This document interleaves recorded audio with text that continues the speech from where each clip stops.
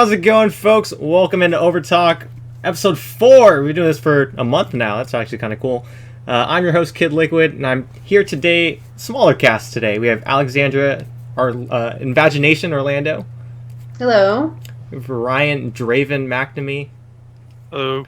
And then we have Joshua Piscator Lee. Hello.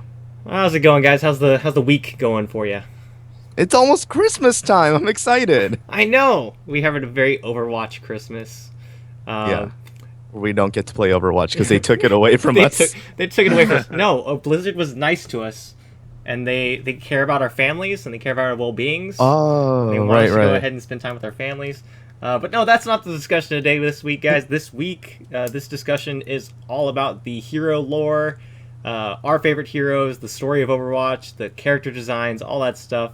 So pretty much, why is your favorite character Diva, and and why is she the best character to ever exist ever? Why is that? That's literally the discussion topic for today. That's literally all we're talking about. I thought you were being rhetorical. No, Diva is fantastic, and she deserves an entire episode to her.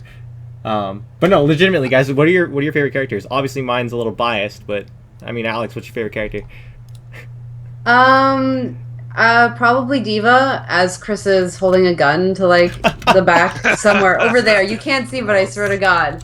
Just like, yeah, she's great. No, legitimately, she's my favorite as well. But to throw another one in the mix, I will say Lucio. And I love Lucio because he reminds me of Jet Set Radio and how awesome that game series is. And I'm so glad that I have something new, which isn't exactly a new Jet Set Radio game, but still. Yeah, completely agree. The end. I think Lucio's a cool champion or a cool hero. I mean, Josh, what do you got? For me, in terms of gameplay, I find myself a massive fan of Junkrat. I just think the whole theme of chaos and just insanity is really, really fun to play with.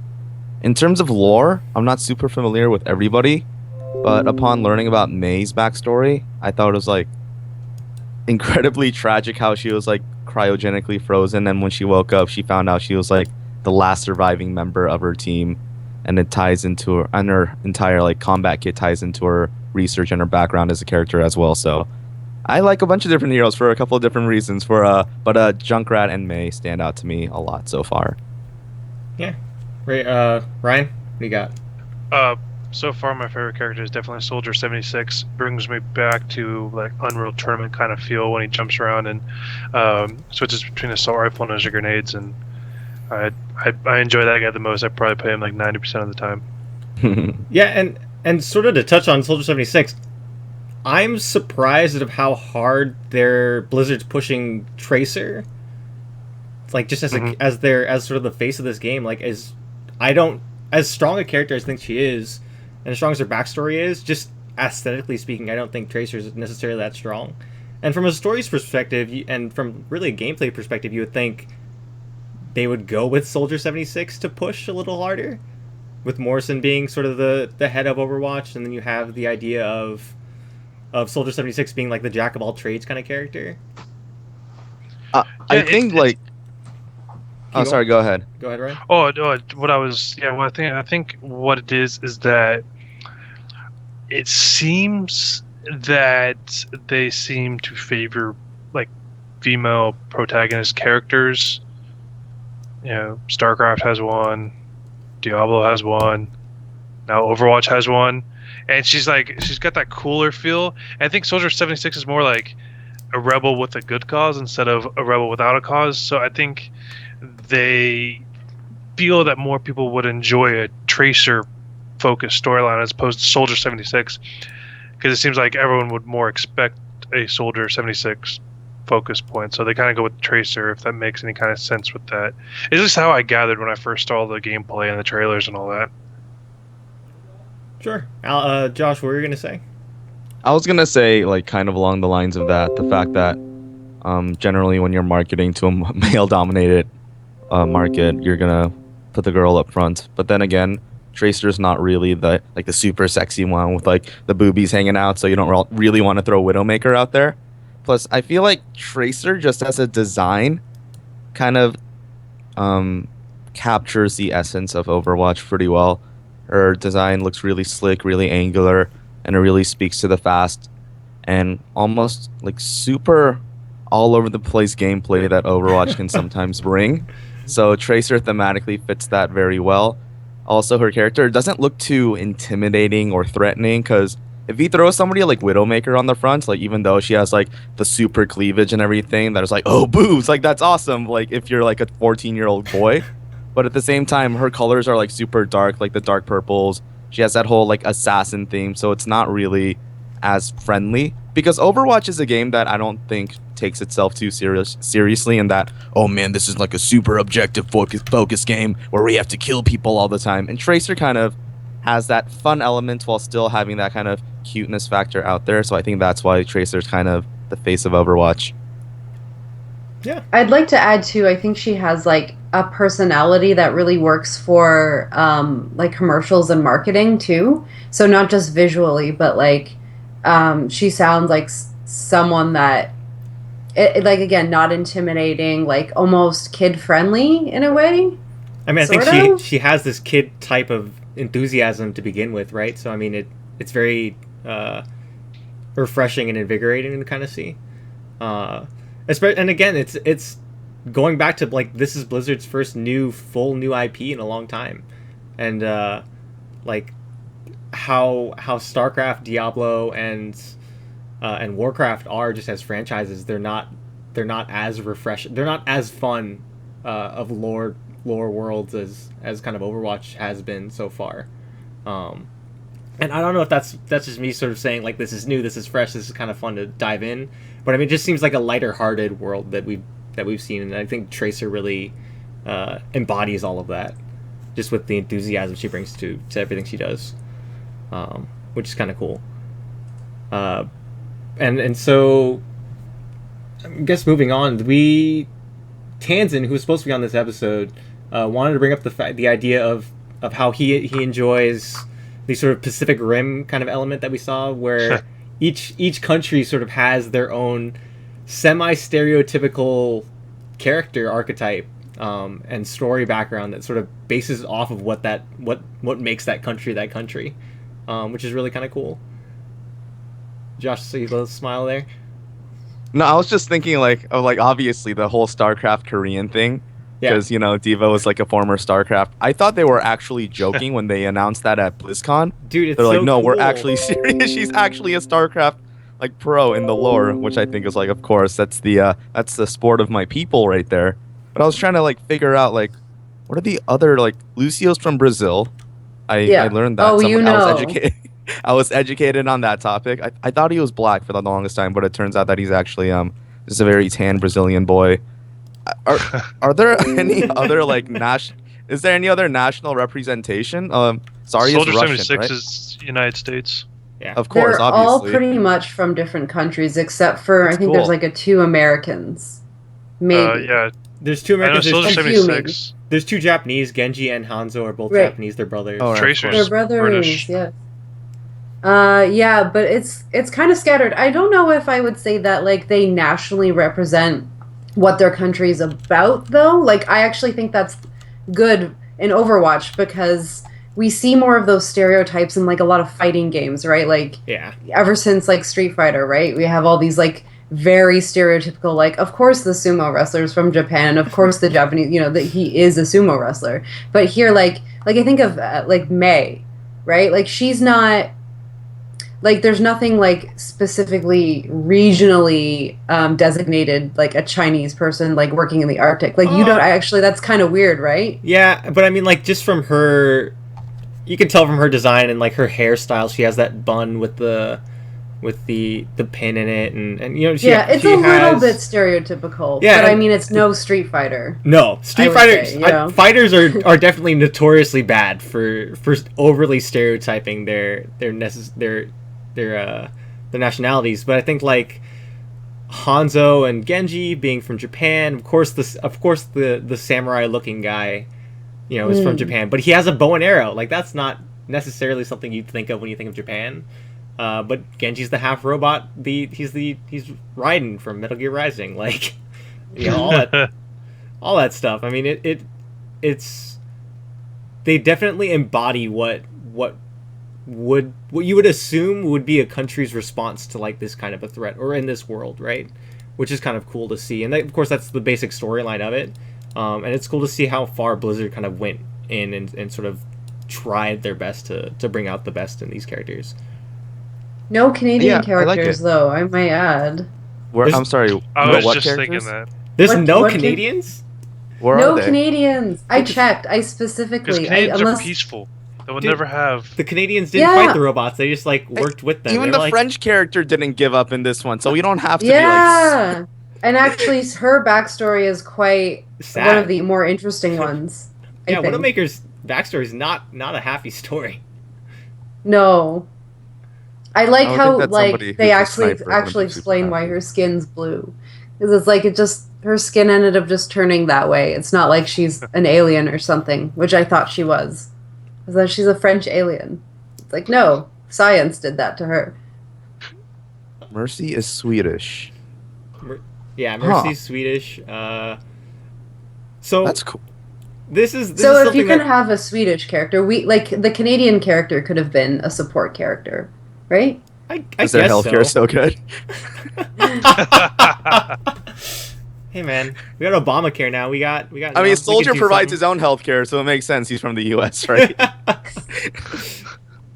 And I felt like a little bit like is it too stereotypical that like the two Australian characters are like Mad Max backstory? And criminals. Yep. Criminals. I'm like, I mean, that's kind of cool. I think because I don't think it's common knowledge that people like.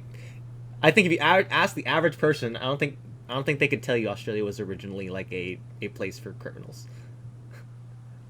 I don't. I feel like we're trudging down a very dangerous path here. No, but I don't. I'm It's just 2 saying. a.m. I don't There's think that's. no way the Australians I are don't- awake right now. I don't think that's like common knowledge. I don't think you can say that. I guess it's just a question Probably not. overall of like how do you balance like national identities of characters without being too stereotypical, but at the same time still embodying something that country represents, right? It'd be because what I think Blizzard's really good at least with Overwatch, what they did, I feel like the culture is embraced, but not like the stereotypical thing of it. So I feel like the characters are cultural related, not necessarily stereotype related. If that, Yeah. if I gather the characters correctly, I mean, some of them might be a little over the top, like you were saying, with the Australian characters being like Mad Max status, but like Chris said, like that's kind of what would be in a culture for them, essentially. If they made it like a super, I wouldn't even know what like Australian stereotype would be, but if it was like Outbacky Crocodile Dundee style, I think that would have been a little bit more offensive. But That would kinda be like the awesome. direction- Now I want that. Well, that's what they started to do with the sniper, right? yeah. Sort of in TF2. Yeah. Well, yeah, the TF2, yeah, with TF2, like kind of went really weird with it too. Like they made, what did they make like the scientists like all German or something like to represent like the neo-Nazi scientists from World Yeah. War II or something. Like they kind of like super. Like that. Team Fortress was more of the stereotype thing. Like, Well, and the oh, thing too the doctors was, have to be European or whatever. I mean, the thing too was like the TF2. The personalities of those characters were sort of hand in hand built with the community as well. Yeah. Like the backstories and who those characters are. Like they've hit the point they're at now just because the community sort of helped build those characters' backgrounds as well. And Valve kind of worked and embraced that. But this is full on just kind of Blizzard doing its own thing and seeing what works. But yeah, I think it's kind of cool. I was kind of going through them earlier. The one that kind of bothered me was Reaper. Reaper. So we all know at this point the backstory of Reaper, right? Like the one that it's what's his name? It's the old Black Watch captain or whatever. Well, you can maybe you- reiterate Yeah, it like again. it's Yeah, it's you confused me already, but I mean, hold on. So Overwatch or I guess the original story of it is that Morrison wasn't the original like leader of the Overwatch team. The original leader was Gabriel Reyes, right? Was the original leader of the team, and then but Morrison was more charismatic and a better leader. So when the organization got gigantic, then Morrison took over Overwatch, and then Reyes took over sort of Blackwatch, which is sort of the murkier spy kind of like mercenary part of Overwatch, and so they ran the organization semi together in that sense. And then it was those two kind of bashing heads that kind of like devolved the entire organization. That's why it fell. So they fought. There was an explosion, and then Morrison became Soldier 76, and Reyes became Reaper. Right, and so that was like that's the sort of big storyline. But no one knows that who they really are. Like that's just kind of a background story of it. So my thing is a lot of this stuff is really based in science and very, very much sort of explainable. But Reaper's abilities aren't really explainable by science. Like they're just sort of really hitting on the hard mystical edge of it. Like is he a ghost? Is he not? Like it's a little semi confusing. Like that's my only concern of just that's the one character that I really just can't explain. Just in terms of lore. Yeah, this game's so unrealistic. I'm not gonna buy it anymore. I'm just saying, if we're gonna get into a real hardcore lore discussion like that, you do bring up a good point because like sure, science can invent like this ice gun. Hanzo, maybe science one day comes up with this sick like super Legolas bow and arrow, but like. Yeah. This dude's a ghost. Dude's a ghost. Like what? When y'all invent ghosts, that's pretty freaky. Yeah, like if we're getting into a hardcore lore discussion, like that bothered me when I was like going through these character bios. Then how do you explain Tracer's ability to do what she does? That's actually explained with she was testing experimental flight technologies. It's in her thing. She was handpicked to test the prototype for teleporting fighter the Slipstream. During its first flight, the aircraft's teleportation matrix malfunctioned and it disappeared. She was assumed dead. She was suffering from coronal disassociation, so she's a living ghost, disappearing and appearing for hours, days at a time. And then Winston ended up making a coronal accelerator that made it able for her to stay in the present and control her own timeline. So then maybe Reaper had like the opposite technology. I guess to preserve his ghost. Maybe. I don't know, man. So spooky. Right? See, this is where it gets weird. This is where the lore breaks down, people. Well, my if you're a Reaper big player, issue, you're a dirty little tryhard. My big issue was because in May's storyline she becomes cryogenically frozen. Yeah. And then that kind of is just like huge for her as being like now everyone's gone. My friends are dead. But that is also one of her abilities. So she like seemingly willingly does that to herself. And I was like, she's like hardcore as fuck to go through her like traumatic event of like, you know, over and over again just in battle. I just think that's pretty crazy. The Walt Disney effect. Yeah. Dude, there's some like really tragic stories in here where you just kind of sit down and you're like, this character should not be who they are right now. They should not be fighting a war. Yeah. You know? Dude, the thing that broke my heart was when they show the cinematic, right? The opening cinematic like a couple years ago where Reaper steps on Winston's glasses and he gets mad, right? And you're like, oh, that's kind of cool. Like, he stepped on his glasses. I get that. That's funny. And then you read the lore and you're like, oh, that's actually really sad. Yeah. Yeah, like it's just kind of weird. Josh is looking at me like, Josh, you know the story about Winston's glasses? I don't. I'm like, okay, where did everybody hear all this lore? I just was. So the lore behind his glasses is Winston was on the moon base, or Overwatch's moon base as like a super intelligent gorilla, like trained as a super intelligent gorilla, and so the scientist in charge was named Winston, and sort of took this gorilla in under his wing and taught him science and technology and stuff like that. And then there was an uprising of the gorillas, and Winston the scientist died. So the one gorilla took up his name and took the glasses as a memento. To live up in his mentor or his kind of father figure's name to practice science or whatever. Oh wow! And so like the personal. moment, so like the moment of like Reaper stepping on the glasses, you're like, that's not just a little thing, that's really tragic. Right. Yeah. Wow. So like going back and like watching that cinematic with like everything we know now is a little different. That's cool. Slightly more morbid. Yeah.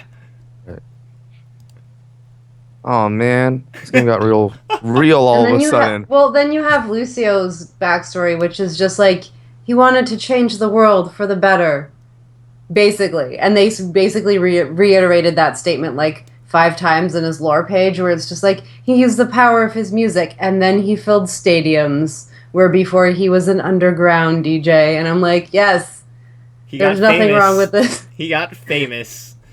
He got famous. And therefore, like, will fight people. So I think it's just positive. They released those Lucio tracks. Those tracks are pretty hot, man. Yeah, I know. They released like how many tracks? 4 tracks for like Lucio's music, which is actually like not bad. So yeah, they went hardcore, but yeah, you can tell they went really in depth with a lot of these characters, and then some of them they just kind of like left alone. They're just like, that's good enough. Let's just go.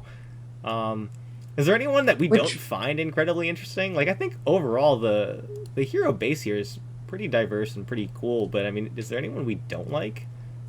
Or like just don't think is strong? I don't want to say my concern is, but one thing I've been noticing, I seem like the same 5, sometimes 6 characters just being played over, and it's just like I always end up with a Reinhardt, which is kind of good. I always end up with the rat guy, and it kind of seems like people are finding what works best, and there's always a Reaper on the map. And so are they the best characters, or the most overpowered, or the most popular? So I don't know if I found one that's useless, I'd say, but less used. Oh no, I was just talking from just like a aesthetic or lore point of view of like just who you like. But yeah, I agree with you. Like I think a lot of the time we're just going in terms of games. I run into a lot of D.Va. I run into a lot of Roadhog. Like I don't think I've ever seen a Zenyatta. Like I don't think I've ever seen a Zenyatta for more than like maybe a couple lives. I think they just kind of like try her out. They're like, or try them out, and you're just like, oh yeah, that's that hero. Let me switch to another one. Like, oh, interesting. Because I see a lot of Zenyatas, and I play a decent amount of Zenyatta because she's a really good anti-tank. And when guys like Roadhog and Reinhardt are so prevalent, yeah, Zenyatta's for like the answer to that because you can Discord people and take them down really quickly. So I actually saw Zenyatta a lot. Zarya is the one I like rarely saw. Oh, I used to see her a ton. Yeah. Yeah. I mean, it's like, I guess it's all like selective memory, or maybe we just had like way different experiences based on our play. But experiences. Actually, I take that back. I saw less Torbjorn than anything else because Torbjorn had that bug for like half of the beta, where Maywall would just kill your turret. So if you saw Torbjorn, all you would do is switch to May, and she's like instantaneously countered. So dumb. I feel like McCree's backstory isn't really anything. I would say maybe it's the most generic. He's a cowboy. I'm like, it's just like, I don't. There's nothing here that interests me. I don't know, and he seems kind of almost out of place because he doesn't really have. There's no science behind him. He's kind of just like a cowboy. Yeah. I don't know. Hey, man. Maybe that's his appeal. It's just the basic concept of this guy so good at shooting people that he's a valuable member of this team filled with like super science ghosty people. It's like old school guy with just his revolver is like such a sick shot. Classic with it guy. Yeah. And just also injecting a little bit of that classicness in there. Yeah, dude, he's the Hawkeye. Zenyatta's also a guy. Zenyatta's a guy? I Why do I keep saying girl? Because like typically names that end in like ata or Hey. something like that are female. I think I just always jokingly called Zenyatta Oriana. She is a girl. Yeah. Zenyatta's a girl. Draven. Zona's a guy. I remember somebody telling me Zenyatta's a guy. Oh, We Zenyatta. just talked I about thought you were this talking last about Zarya. podcast. Never- Zarya. Zarya. Yeah, Zarya is a Zarya's female. female. Whose Zenyatta's a name dude. is Alexandra, which I am very happy about. It's not spelled the same as me, but that's all I got. We should write to guys. Blizzard about it and get them changed before the game gets released. Get it and fixed. I demand want it's it spelled less the way it's Russian. Less Russian. It needs to be more like me. Because me... No. Well, clearly, based on the Trust number me, of you Canadians they don't put in this want- game. You don't want a video game character with the same name as you, because then you're forever labeled as, oh, you must like this character because your name's that. And it's like, no, I am 28. That I've been around like literally 20 years longer than Riot, and almost 25 years longer than the character itself. So I didn't copy the character. The character copied me. And I hate Riot to this Get a very little day. personal in Overtalk today. We got some personal issues going on. I'm I've telling got to you, do admit, I not- was curious. it's legally my middle name, and so when I was like 13, I just used Draven as like an alias when I play video games, and that was in the 90s. So then Riot came out with Draven the character. You're just like, damn it. Like I play StarCraft. Oh, you must play League. If I play League, oh, it's a fanboy. It's like on Twitter. Oh, look at this fanboy. Must like League. And it's like, oh, I play Heroes of the Storm. Go back to League, you noob. Like every stupid game sucks. So people are telling people to go back to League because they're noobs at Heroes of the Storm. Just getting that clear. Yeah. Yeah, Okay. You must not okay. play a lot of I'm not- MOBAs. yeah. Oh my god. That's a pretty common thing. But Yeah. no, let's go ahead. Let's get back on track. Let's get back to No. Sorry, Let's I get thought back you to, were right. let's get back to It's back into Overwatch. track. I can Like, bring let- it back because it's nice. Sometimes for some people, it's nice to see certain things about characters they play represented in themselves, right? Sure, like when they have birthdays, like when you share a birthday with a character. Yeah, you're just kind of like, that's nice. Who knows characters' Also- birthdays? Is this a common thing? Dude, some Sometimes. games you do, like some Blood type. Yeah, blood type, stuff like that. Like, dude, they have I forgot what game it was. Did Han do champion birthdays? I'm not entirely sure. I can't remember. But there are games that do birthdays. Okay. Yeah. I didn't know. You can share That's birthdays. Mass Effect does birthdays. You can figure out if you share a birthday with a Mass Effect character. Yeah, birthdays in World of Warcraft whenever you made your character. All that stuff. Every character has an age, though, which I was very surprised about. Well, almost all of them do, because most of them are like over 25 years old. Dude, they're Diva's very 19, they're overall man. a very old cast of characters. Diva's 19. She's almost there. She's the youngest character. Is she? Even Bastion, I think, is 20. No, Zenyatta is 20 years old. She's the youngest character. May is 31. Maybe I would it's have 30. not have Well, guessed you that. know, well, the thing Those about old Asians, people. you know, We just don't age. It's not. exactly. Well, she was frozen for like I don't know how long. Watching Yeah, all does of her that friends keep die, That's into yada, account yada, Frozen the age of her freezing?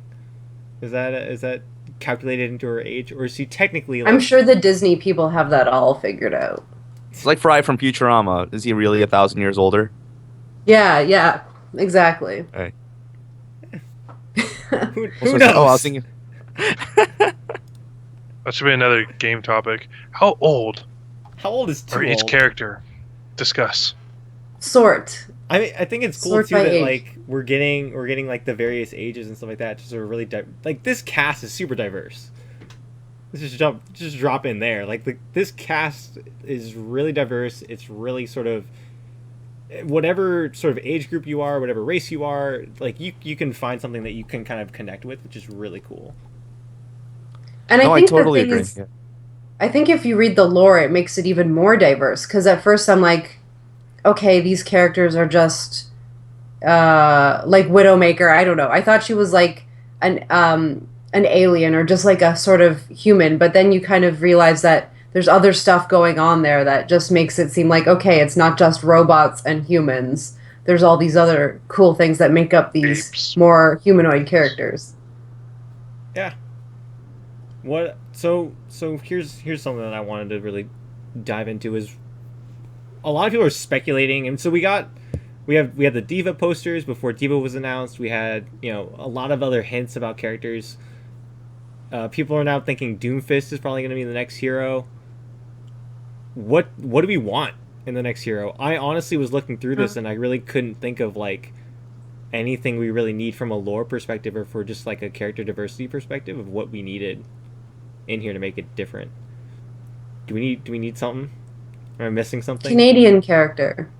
Oh my gosh, you need to we let need it go. more. What? I'm Okay, sorry, so but that Bieber. was not It's the fine. Let me know what We is don't got what is Bieber. what is the Canadian what is the They're gonna Canadian shoot what do they hockey do? pucks and syrup at you. Yeah, what And do they do? What throw would the Timbits Canadian at you. I character- don't know. Is it a hockey player that tackles No, people? That, you know that can what? check It would be people? another animal. It would be another It'd be a animal. beaver. Be a freaking No. moose. It'd be a moose. A moose. A moose. No. Something not so stereotypical. Like Well, We could do- what other Canadian animals are there that aren't stereotypical? A salmon? a bear. I don't know. A bear. A salmon. A bear. It We have seems bears, upstream. And Mountie. No, we have special bears. Yeah, special. A Yeah. polar bears. bear. For a Yeah, polar. polar No, bears. that'd be too close to May. I think. I don't know. I have to think about that. I'll get back to you. So it's a bear, and he has a maple syrup gun that slows you, That slows you down. and eventually, if you walk too much in it, you stick to the floor. And then he just says sorry. Well, sorry. And then he just like mops it up for you. Now we're just being just outright racist right now. This is Did fun. you- Let's pick a it's different like- country to be racist about. Like an Anchorman. There's no And then- Italian characters either. I don't think there's any good way of doing that. They do a chef makes pasta. Super Mario, I don't know. Shoot spaghetti strings and meatballs. There you go. No, We're but just watching this and they're having a stroke right now. We're like, we were trying so hard to celebrate diversity, and these people on this talk show are talking about Canadians being sorry, shooting maple syrup anywhere, and Italians throwing spaghetti at each other. It's like, did you ever see Anchorman 2? yeah, When Jim No. Carrey shows up and just all he does is he insults you and he says sorry afterwards for the whole 10 minutes. It was so great. it's so good. It's like, we're going to bust your face and, sorry. Just gonna have a guy run around just saying sorry the whole time. Oh, it's so good. Terrible. I played crap out of I'm that just character. saying there's not many Canadian characters in video games. We have the Darkstalkers character, which is a Yeti, which maybe would work for Overwatch. We'll get a Yeti, and he's Canadian. I like Yetis. May discovered a Yeti. That's cool. I don't know. I think there could be another animal in general. I mean, we have Winston. What? I'm trying to think. Could you have a dolphin? No. Oh, Is that the first The thing your mind Simpsons No. ruined that. Well, because my mind went like he's an ape. He's a super intelligent ape. What else is super intelligent that could hold a weapon? Oh, okay. I was like, Definitely dolphins not are dolphins. smart, right? Can a Like, dolphin hold a weapon? Is that what you In said? its a mouth, I dolphin guess. Yeah, I Fuck. guess. You could shoot things out of its blowhole. It'd be real. A laser real gun cool. up its dorsal fin? I don't know. The there you go. possibilities. What he's are gonna do? endless. Flop around Yeah. on like the. Now he can create pathways. He can be like Lapras. He can, like What was that? Yo. Oh, so magical. Who just did that sound effect? That was I amazing. think Josh. Oh, did. that was. Yeah. See, I Josh. tried to make it Josh is half dolphin, by the way. Dude. Exactly. My mom was. That's why he's dolphin. advocating. That's why he wants the That's dolphin. why he wants the I dolphin. am dolphin fully with in me. support of dolphins. And you're gonna get ultimate- hired by Blizzard to do the voice. Yeah. All right. The blowhole's gonna fire a freaking laser. It's gonna be freaking incredible. Yeah, Another so- animal would be maybe like a giant bug. I think that'd be sick. Giant bug. Ooh, I'm just thinking of Beedrill from Pokemon. Like. a praying mantis type Yeah. with like little like, scythe claws. See, Scythe. okay, how would you guys feel of a full like a melee hero, Like Like a Reinhardt? Reaper, but Like melee. punching fists. like Reinhardt, but like he actually uses his fists, like a boxer. Like if he was American, he was a boxer, and he walked up and punched people. They should do it not American. Yeah, They I should know, do I'm something just different. giving an example, but like he's just a boxer. A boxer. I think a bruiser type character would be cool. Yeah. What about like a genetically like a cyborg boxer? Science boxer. That'd be kind of cool. Canada. From Canada. No, it doesn't have to be from Canada. I'll stop. Well, you were complaining for the past 20 minutes about how we don't have enough Canadian, so I make him At Canadian, least and now 20. you complain? Okay, I'm sorry. Alex, please. Of course you are. Just saying. I like the boxer idea. Yeah, I think it'd We'll be mail cool. it in. Like- Mail in like our a suggestions. straight like red glove boxer, or like a former champion boxer no, that I'm just spitballing here. The boxer's just an idea, but I would think it'd be cool just to have a character that uses his fists, or his or her fists. I agree A because genetically enhanced fist. Yeah. the only real Mutant melee we fist. have is we only have Reinhardt, and he still has range, and he has a gap And closer. Genji. But other than that, well, Genji is only in his ult form, really. Yeah, He's like kind of what a if close what if range you assassin. what if you give this character just hyper gap closers and like really high mobility, but he has to be super close to use anything. Like a tracer with fists. Yeah. I think that's like a Lee Sin. Yeah, like Lee Sin. But he doesn't Yeah. have AoE and he's not blind. Right. and it's not Lee Sin. It's not Lee Sin. And it's not Lee Sin, we swear, guys. But yeah, I don't know. I thought that'd be kind of cool. But what? So right now we have what? 23 heroes. How many we got? We have 21 heroes. So what is too big of a roster? 30 plus. Do you think? 'Cause- Well, I mean, starting out the and I hate referencing other games and why I don't like those other games, but for example with League, it's so big now. There's 130 odd characters. Like I'll never be able to have that many characters, so I don't play them. There's no point in playing a character that I'll never be able to get because it's just so far away.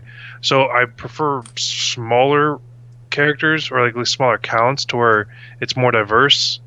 And, so I think 30 to 50 is kind of the ideal ballpark range in my personal preference of how I play things. But that's just me. Some people like having the ability to have so many options. I'm used to Unreal Tournament. There were 6 characters.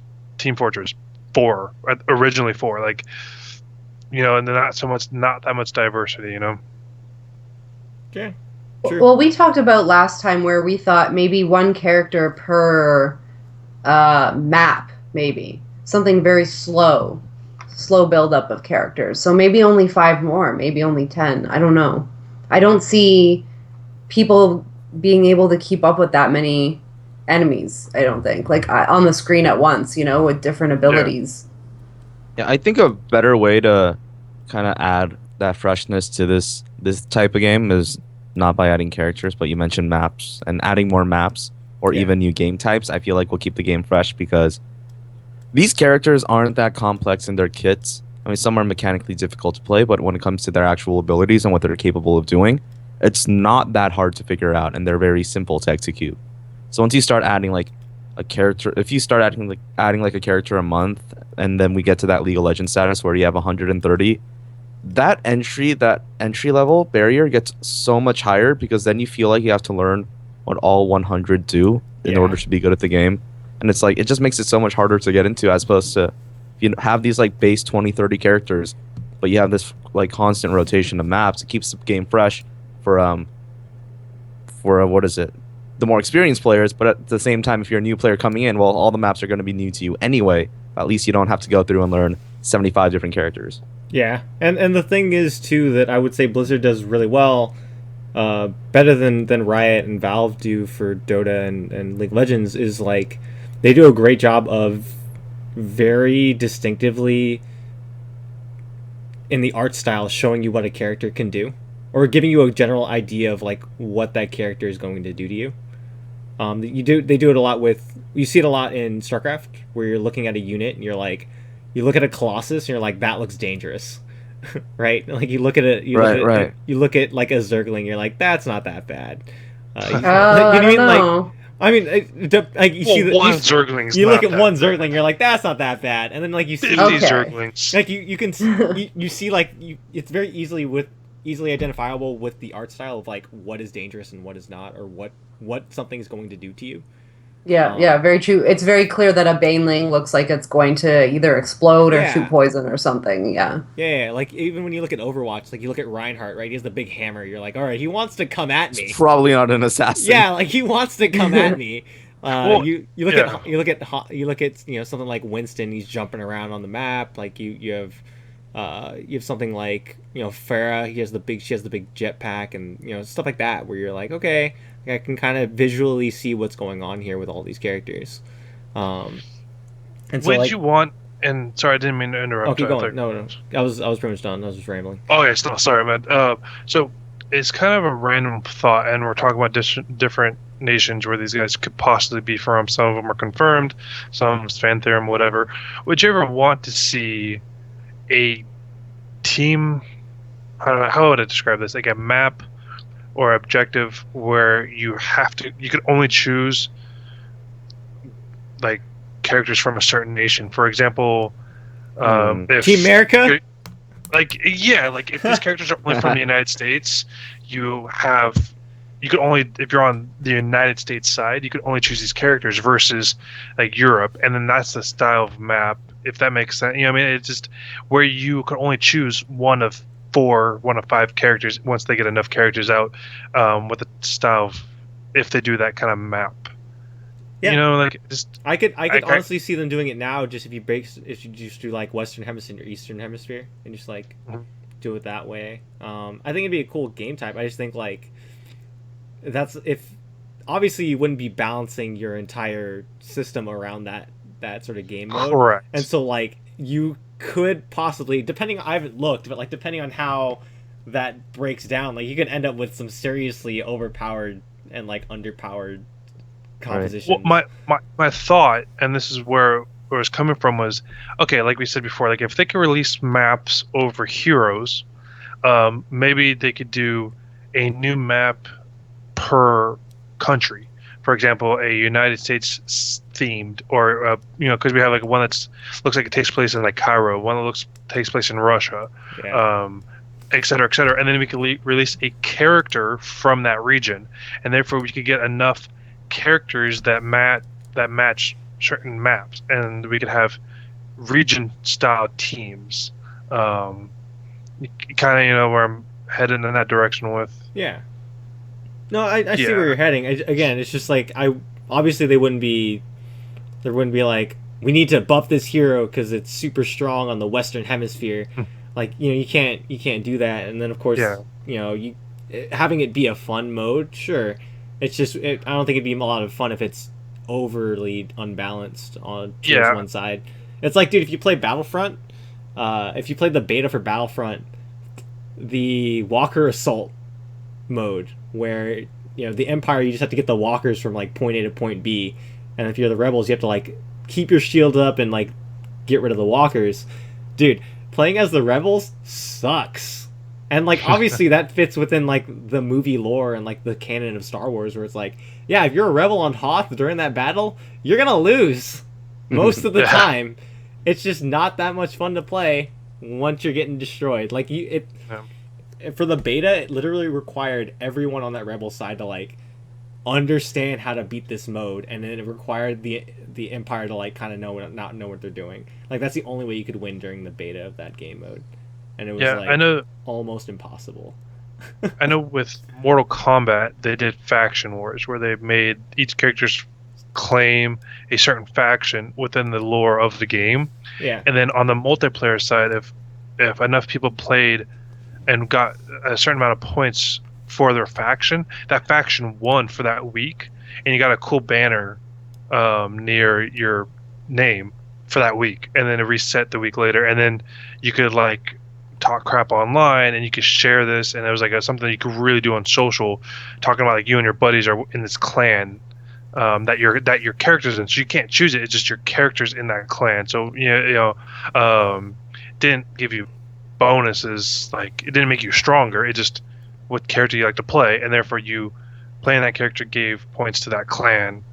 So I can see something like that too, like kind of bragging rights or whatever. I mean, like we're so far off topic right now, it's not even I mean, like it's still sort of just a discussion about of where heroes could go and what we could do with this, but it still kind of fits in within the thing. But I see where you're going with it. It's just I personally don't see where it could go. And the problem with that too is, right, and when you associate like certain things to certain characters, you don't want people to be picking the same characters over and over again for the sake of whatever, at the expense of the team comp. Yeah, and that's sort of what we were saying too, or what Jeff Kaplan was saying about the leveling system, or the sort of the leveling system that they were talking about, where they don't want people to play a hero just to level it up rather than to play for the comp or try to win. So it's a fine line that you have to go ahead and walk. But yeah. I mean, it depends, I guess, on what is the perk for leveling up characters, because if it's just for bragging rights, saying, look, I have all my characters at max level, I'm just going to play those characters at level and then never play that character again. If you get cool in-game features, like I know in StarCraft, if you reach level 72 or whatever it is now, you get a cool portrait. Yeah. Like, okay, that's a goal, so therefore I'm going to play as often as I can with this race and get as much experience I can per map to get that portrait. But if it's just to level it, I really don't care to level tanks back. Yeah. Because I suck at tank, and so I'll never play tank. Yeah. I mean, like that. Now we're getting into more of a different discussion, but yeah, I mean, it's again, it's a fine line. It's an interesting thing, but yeah. So guys, any more discussion on heroes and sort of what we want, what we see coming, where we want, how we feel about the ones we got? I feel like I'm talking so much, so you guys are more welcome to interrupt me. But do we like how it's, and in my personal opinion, how it's borderline more realistic than fantasy? Like I like it a lot. Yeah, like I like it. It feels like, I know we have some heroes that have a dragon that comes out of them that kills you, and then and we have these guys we have a with the ghost, rocket, and we have a ghost essentially. But do you like how it's super, like they're keeping it really grounded? Yeah, it's not like these ridiculous amount, like like there's not someone with this like huge amount of like a super ability power. Like everything seems plausible to the extent, because they kind of explain it in the lore, but everyone seems plausible outside of Reaper. That this guy has a machine, he could get inside the machine. Oh, this girl could freeze you. That makes kind of sense that there could be that technology. Yeah. Do you like that? Would you prefer the fantasy, or do we like the human aspect of it? I don't really care about the scientific realism when I'm playing Overwatch. I think it's a lot of things can be plausible, but at the same time, that's not what makes these characters and this cast cool for me. The fact that they made all of these characters relatable in some sort of way, in addition to sprinkling in the diversity in the manner that they did, whether it's giving somebody an Asian name or just having them speak with an Australian accent, just the mere fact that they added those little things really humanizes all these characters and makes them easier to relate to. And it has nothing to do with like the realism, or where it's like, oh, I can totally imagine a situation where a girl would have like an ice ray. It's not so much about that. It's the fact that a lot of these stories are real human stories, whether it's big dreams in the form of Lucio, this hopelessness from somebody like May who comes out and realizes she's all alone, or this kind of classic old-fashioned aspect that we see from McCree who's in this like entirely new world. It's the humanization through these very basic but still enriching details that Blizzard has done that really makes this game special for me. And for somebody like me who's more of a fan of competition and esports, having the lore is great, but at the same time, I would hate for Blizzard to just inject characters just for the sake of keeping things fresh if the game plays well as it does already, because 21's a very big cast, and to keep up with that bar of quality or that standard for, I don't know, 20 more DLCs, I feel like it's a challenge. But if they're able to execute, I think Overwatch could be incredibly special. No, I'd like to add to that, because as I was kind of reading through the character bios, I'm like, hey, this is really tedious and kind of boring, actually. And so I think it's super important to be able to get that personality and characterization out there through the visualizations and through the gameplay and through the voice acting. Because the reality is, the more you play it, the more you're going to hear that's the same voice clips, the same images over and over again. And you want to make sure that these are things that aren't annoying, boring, or super generic. And so that's how you have to sell people in a game where you put your characters first. And mechanics and all that are still up there. But if you're having your characters used for advertising and just putting them on the box in such a way that just really showcases that you need to be able to not force people to read the lore if they don't want to. That's kind of what makes League works. You have the lore there, and you can read it if you want to, if you really like a character. And then the fans go off with that. Sometimes they don't even, go with the lore at all, and they have their own imaginings of characters interacting with each other. And we're going to see that with Overwatch 2. And whether the lore is good or not or connects, people will imagine what they will through their gameplay. Sure.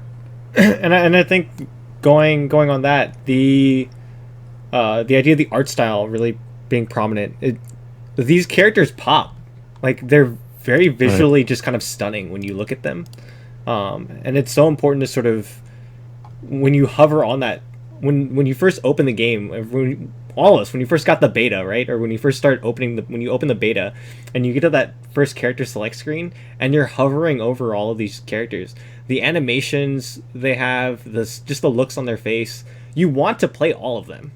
Like, you genuinely don't know who to pick for that first game. I did, because I picked D.Va, whatever, but still, you don't know genuinely who you... That was an easy choice. But D.Va wasn't even out at the beginning. No, Correct. You got it super late? I got it second, or okay. I got it like after BlizzCon was my Gotcha. Yeah. Hey man. So I got it after BlizzCon. So like literally it was just like hover straight to D.Va and play D.Va. But it was, there you go. I'm done. Yeah, I'm done. And it hasn't, my cursor hasn't left ever since. But no, it's sort of interesting to see, like, when you're hovering over, each character has its own appeal and can really change. Your favorite character can change throughout a day, of just like, sure. Oh yeah, like I love this character right now. Like he's everything I want in a character right now, of what I want to play, of how I'm feeling. Like all these characters really bring in their own personality, which is so unique. And honestly, I hope Blizzard does it. How long do we think it's going to take them to roll out a character? Like, okay, I think they're going to be a character in January. Well, games out in well, they said they're going to launch with 21, so no, they already said that they're going to launch with these characters. So what? The game's out in June, right? Say game's out in June. How long before we get a first DLC character? I can't imagine they would wait long. I feel like it would be very quick. Josh, what do you think? June's in what quarter of the year? Is that second? June is second quarter. Maybe the beginning or before the fourth quarter. It's right before. Yeah, it's right before quarter. Yeah, maybe like right before the year ends.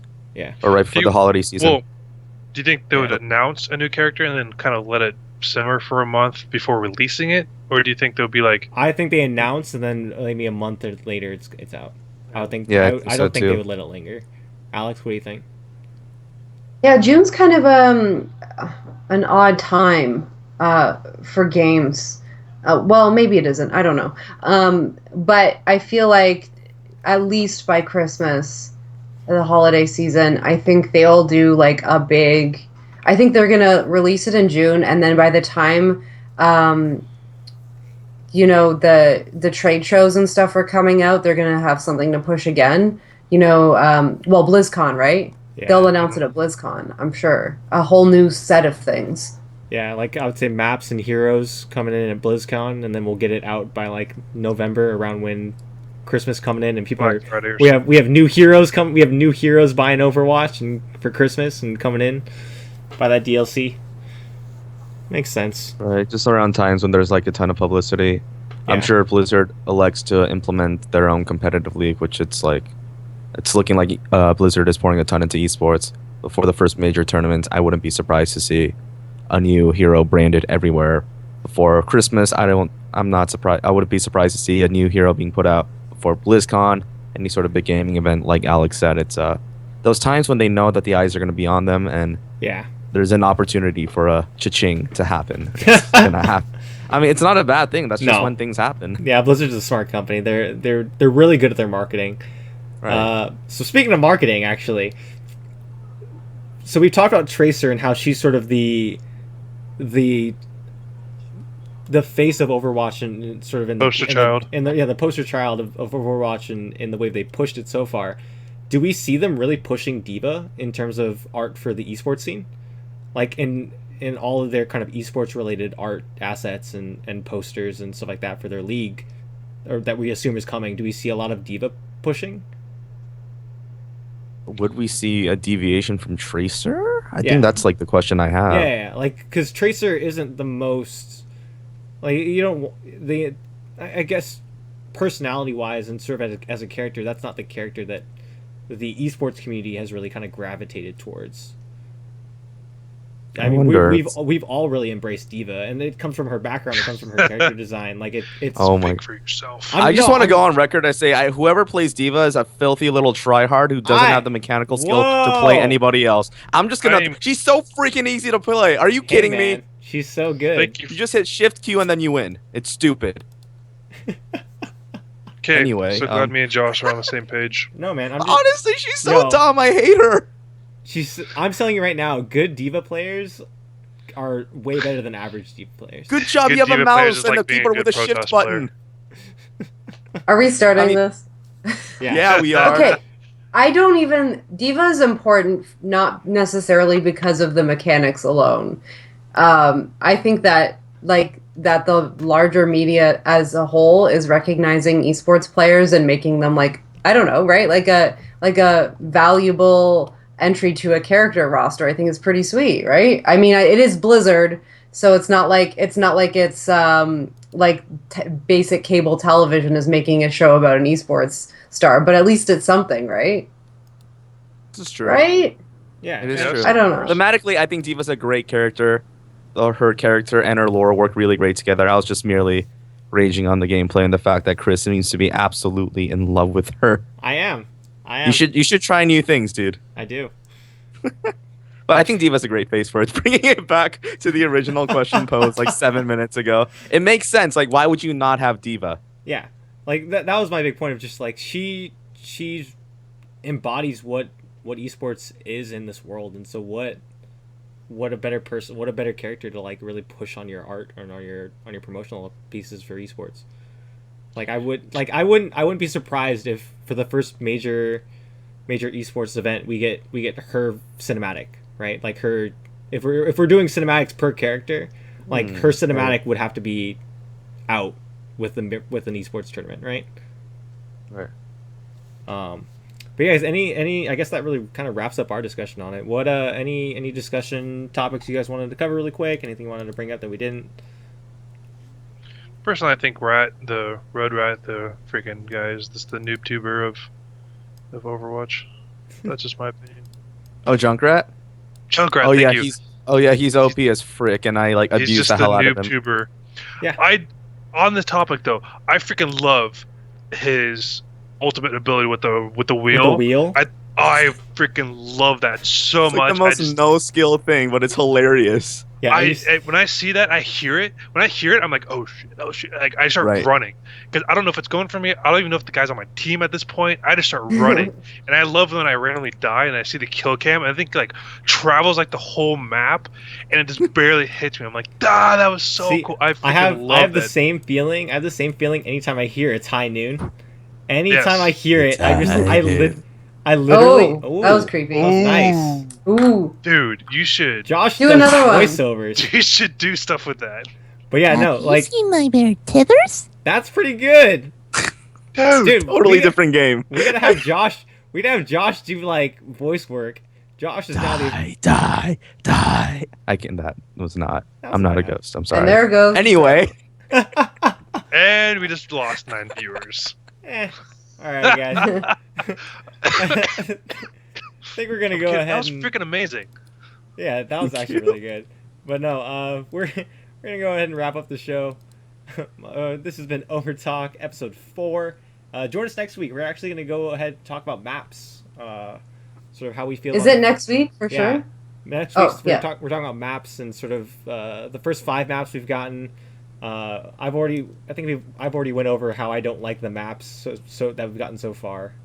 We'll sort of discuss what we feel needs to be fixed, what they're doing right, what they're doing wrong, and whether or not Blizzard's on the right track of what they're doing. So guys, please thank you for listening, and we'll see you next time. Bye.